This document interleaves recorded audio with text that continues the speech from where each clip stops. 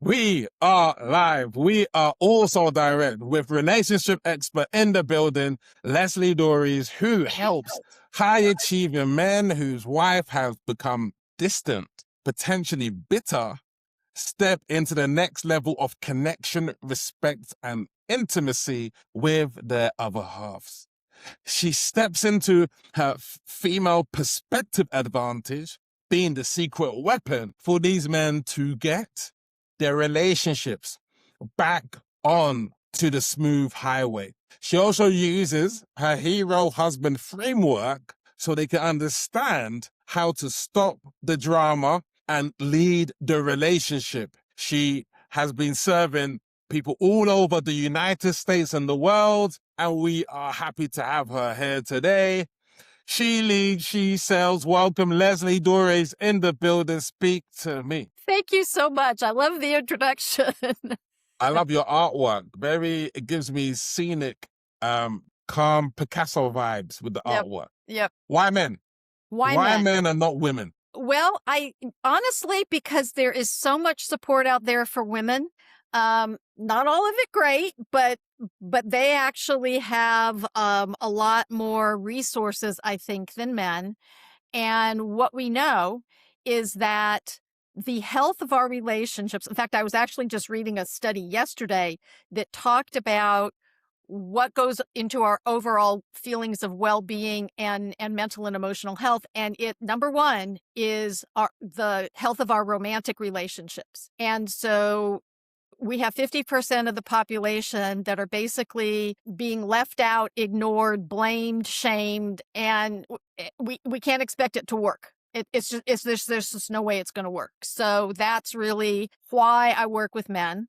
And because I am a woman and a wife, I understand what's going on on her side of the equation. So I can explain it when men and women, when couples try to talk to each other, there's this emotional investment of I'm trying to get you to change, right?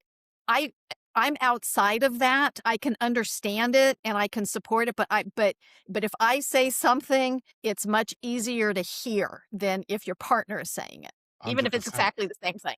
Yeah, very well said. I mean, from my experience, women are more receptive to paying for help and community. Have I got that wrong? And why is that? And what have you found? Yeah, from my experience. I think part of it is traditional therapy, traditional couples counseling does not work for men. Especially with a lot of the men that I work with. Every man in my life, my husband, my father, my son, my son-in-law, several of my boyfriends have all been these scientific left brain analytical men. And so when they're forced, I don't like that word, but to sit in a room and deal with their feelings and deal with their partner's feelings, however, it's overwhelming to them. It's not something they're trained to do. It's not something they do well. And so they tend to shut down, which doesn't move things forward. And they're also not given tools. It's like, okay, so I get that this is what's going on. Tell me what to do differently, which is why coaching is a much better format for men, because it's, so many men will go, whether or not they play golf or tennis or go to the gym or whatever, they want somebody to tell them, hey, move your hips this way, hold your hands that way, right? It's concrete ways of improving what they're doing. And traditional counseling does not do that. How are you getting visible to these men? Are you doing workshops? Let me know, because this is a big one. I mean, actually, I'm about to do a masterclass series called Before She's Done, because what happens is that a lot of men know things aren't great, but they're good enough, or they don't want to rock the boat, or they don't know what to do to make it better, so they kind of don't do anything. And then what happens is she is busy planning her escape, right? One of the things I hear from men is like, oh, she stopped talking about the relationship. Whew, that's a good thing. No, that's a warning sign, right? If unless you know that things are great, if she goes quiet about it, she's actually planning her escape. And what happens is that then I get these calls from men, she's seen an attorney. And that's going to be really hard to reel her back in. And so this summit that I'm doing before she's done, so it's like, can you get into this before she has decided it's over and not worthwhile? Because she will have tried everything she knows how to do. And I'm not saying that she's very good at it. There's this myth out there that women are better at relationships, except for the fact that women initiate anywhere from 2/3 to 90% of the divorces. So obviously something's not working. And I will argue she's not necessarily better at relationship skills. She's just better at understanding what she wants and her emotional stuff around it. But she's not very good at at inviting her partner into the process. And so the summit is meant to show men or invite men into ways of thinking about things, potential people that they could work with. But the thing is that it's not about being broken. You're not broken. The marriage isn't necessarily broken. It's, do you have the skills, right? And we in the business, those of us who deal with this all the time, we know what works. But most people, thank you, John, Paul, George, and Ringo, for saying love is all you need. Love is not all you need. If love was all you needed, there wouldn't be divorces. Everybody would be, because most of us don't get married not loving our partners. But knowing the right tools, knowing the right skills, and there's a lot of really bad advice out there. Don't even get me started on the happy wife, happy life crap. Because that's an imbalance. And so many men, and by the way, even women, I've had women tell me that that's the man's job, is to keep her happy. And I'm like going, oh my, and, but men don't necessarily know how to deal with her emotions. And that's a real challenge. But there are relationships, there's skills, there are tools that you can learn and practice. It's like I talk to people about the first time they got into a car to drive. If they were anything like me, they were terrified. And 10, 20 years later, you just get in the car and you drive because you've acquired those skills. But we think that since relationships are natural, not always, that there's nothing to learn, but we handle things differently. We interpret things differently. And that's not a bad thing. It's just an is thing. And then how do we negotiate through that to where we both feel seen, heard, loved, and respected? Seen and heard is something that I've been studying, really looking at in the sales perspective, by the way. I see sales as someone being seen and heard first and foremost before anything else. How do you see sales, and how are you selling your program in 2026? Well, and it's a challenge, especially because of where the economy is right now. I think people think of these things as luxuries. One of the things that I want people to take a look at is, if things don't change, what is the cost? And I basically tell people 50%, minimum 50% of everything you've accumulated will be gone if you don't figure out how to fix this, right? But because it's not hair on fire, there's a lot of, it's like, it's not that bad. We've got time. And, we frequently don't pay attention to what the emotional cost is. It's like, if you can't be yourself, if you can't be supported, if you can't be honest and authentic, what are we doing here? And a lot of times people are just going through the motions. They're really good at logistics. They're good at paying the bills and taking care of the kids and going to work. They're very good at logistics, but real relationships are not built on logistics. They're built on emotional connection. It's why you got together in the first place. But if we don't have the skills, then we just kind of retreat. So part of it is getting in front of people and helping them to see, one, that they're normal. Nobody has to take a relationship 101 class, although I think everybody should. I don't think anybody should be allowed out of high school without understanding how relationships work. There are more than the option of stay or go. There's the option of let's see if we can make this something we both want to be part of. And that's the other thing, is that we have plans for every other aspect of our life. We have to go to school to learn our trade. In my particular case, I have to get continuing education units. We have plans for our kids, but we don't plan our marriages. We just kind of go, okay, let's just jump into this and hope we come out on the other side okay. So part of it is helping people, normalizing it. You're not bad, you're not broken, you're not to blame. I mean, everybody has responsibility in what their relationship looks like, but it's not about a blame thing. It's about, what am I bringing to the table? And can I bring it to the table in a better, more constructive way? And that's skills based. And so, but it's Thanks for sharing. hard. But it's hard to get heard above the noise. I'm not going to lie. It's really hard. Amazing. What helped me in terms of to understand women more, my relationships, my marriage, is a book. Not sure if you heard of it, The Way of the Superior Man. Have you heard of that book by David Dada? I have not, Mm.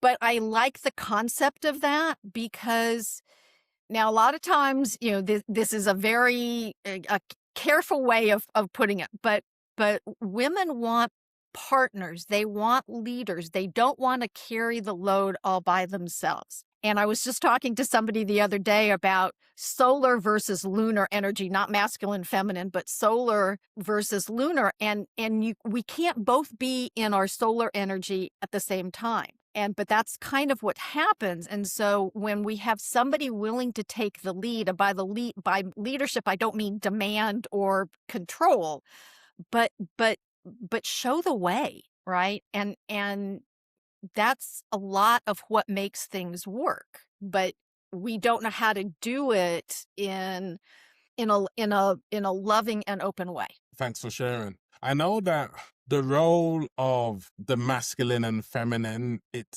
there's been a shift. Women are earning more now. They're more successful in careers now. And so for what I'm seeing, the role of the man has to evolve just as women are evolving. And so it cannot just be, hey, I'm a man and you cook, clean, do all of the things, and that's that. I think there's got to be that balance, right? Yeah, absolutely. I mean, and I tell people that the women's movement freed women. It did not free men.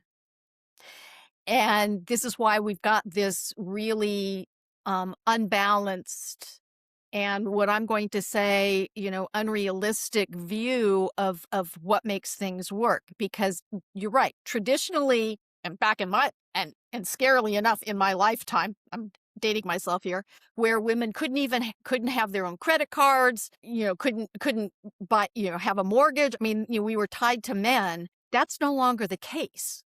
And I remember years and years and years ago, a friend of mine was getting her doctorate, and she was a little bit worried because her husband also had a doctorate. It's like, well, I don't need him anymore. Well, I mean, you might not need him financially, but, and the question is, do you want him, right? Do you want to be in a relationship with this person? And that means both of us have to bring something to the table that's worthwhile. And it is requiring both of us to kind of take a look at what really matters. Because it goes, like I said, it goes past the financial. It goes into, what are we each getting out of this? What are we each bringing into it? And again, money is we need a certain level of money to survive, but over a certain dollar amount, it doesn't really add to our happiness. So what are we doing here is really the question I think most people have to ask themselves. Wow. Really love the way you break things down. And yeah, I can tell you're very good at what you do. Yeah. Just like I work with women because I can maybe approach it. I was an ex-high school teacher, and so I can So you have approach some of the sales. skills. Yeah, you've got the Yeah. skills.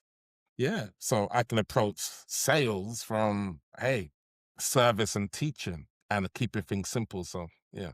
Well, and that's the whole thing because, it's unfortunately, one of the things that make me great at my job doesn't necessarily make me great at sales. But part of this is actually it goes to seeing and hearing what is going on with this person first. My husband and I watch commercials all the time. It's like, we're obviously not the target market for this commercial, right? You have to figure out what is it that this person is looking for. What is it that would be of help to them, and not just try to sell them something that they don't need. That's not helpful, or not even listening to what it is they're asking for and trying to sell them something completely different. But this, it's kind of an odd thing to say, oh, somebody is actually selling relationship skill and encouragement and support, because we keep thinking we can do it on our own. And, some very lucky people might have had good examples, but most of us did not. What would you give in terms of the two most important bits of advice to a man whose relationship is on the rocks? What advice would you give to them? Okay, so if his relationship is on the rocks, he needs to take action sooner rather than later. And the other thing that's critically important and often gets misunderstood is we need to focus on what we're bringing to the table, not what the other person is bringing, right? If I am being the man, husband, father that I want to be, the rest is going to take care of itself. But if I am not doing those things, if I am not being authentic, if I am not being caring, if I am not being honest, if I'm not being committed, it's all going to fall apart. And it's not with the intention of getting her to do something different, because when you do something different, she has to do something different. She cannot do the same thing. And so, I think that's what's scary for a lot of men, a lot of the guys, my clients, but it's like, okay, first off, get rid of the word she, her, whatever your wife's name is, keep that out of the conversation. What is it that you want to do? How do you want to show up? And then, because by the way, if you show up as your authentic self and she doesn't like it, your relationship isn't going to work anyway. And the sooner you know that, the better. But if you show up as authentic and she does like it, that's where the magic is. But you can't, and this is part of the problem of trying to make her happy, is that you stop being authentic and you stop being who you are. And by the way, there's ways to do that are positive and productive, not overbearing and controlling. But that's the key, right? Those are really the two things I would say. What a woman, what a cause, loving what you are doing. Let them know how they can get hold of you and who you're looking to serve. Well, the fastest way to get hold of me is probably through email. And you can reach me at coach, COACH, at theherohusbandproject.com, all one word. You can go to my website. I'm on YouTube. I am got lots of videos on YouTube. I am on LinkedIn. I am on Facebook. I'm on Instagram, so I'm on all the biggies. I'm not on TikTok, but okay. But I'm pretty much everywhere else. So that's how they can get a hold of me. She leads, she sells. Leslie, it's been a pleasure. What an offer. What a woman. And we are out.